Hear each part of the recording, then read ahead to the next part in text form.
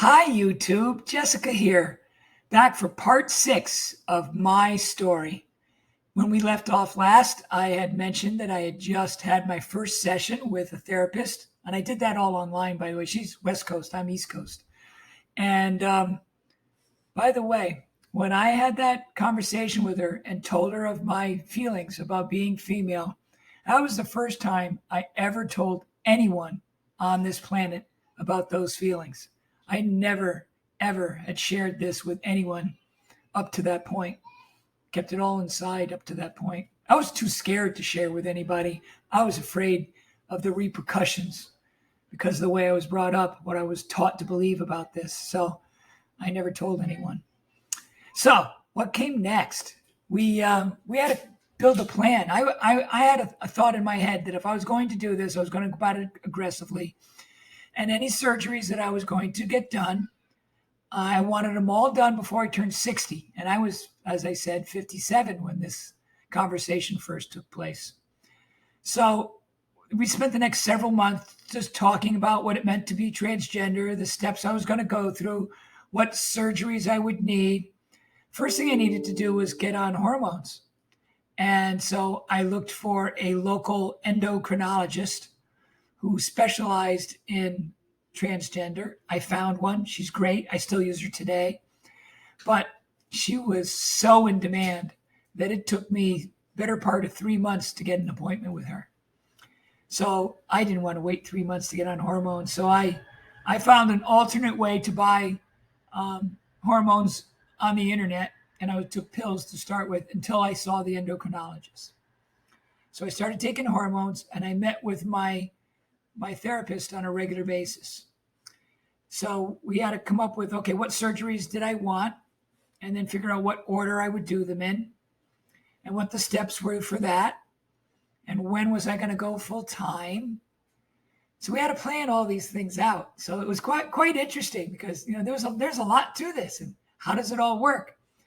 So what I decided was I knew I was getting, I was on hormones.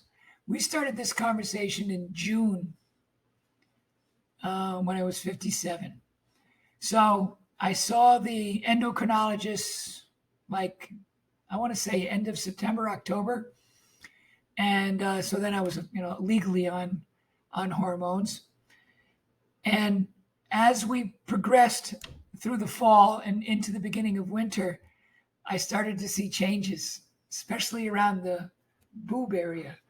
And so I was getting to a point of okay, what am I going to do about this? And so my therapist was like, well, when are you going to go full time? Now, I was scared to death to go full time. I was like, oh my God, how am I going to do that? I mean, I'm still a very big man. I mean, the only way I did anything was put a wig on the top of my head and march around. I looked like a guy in a wig, basically. So she calmed my fears with that. And I decided I think it was January 7th, that I went full time, and I own my own company, and so I had to tell my employees about this. Some of which took it well, and others did not. But I was like, okay, come next week, I'm showing up as Jessica. Get used to it because I'm not going back. So there was a few jaw drops when I did that, but for the most part, it worked out pretty good. So I went full time in January, and I decided that the first surgery that I would get was voice surgery and have my Adam's apple removed. So it's a 3-part piece that they do. They remove the Adam's apple.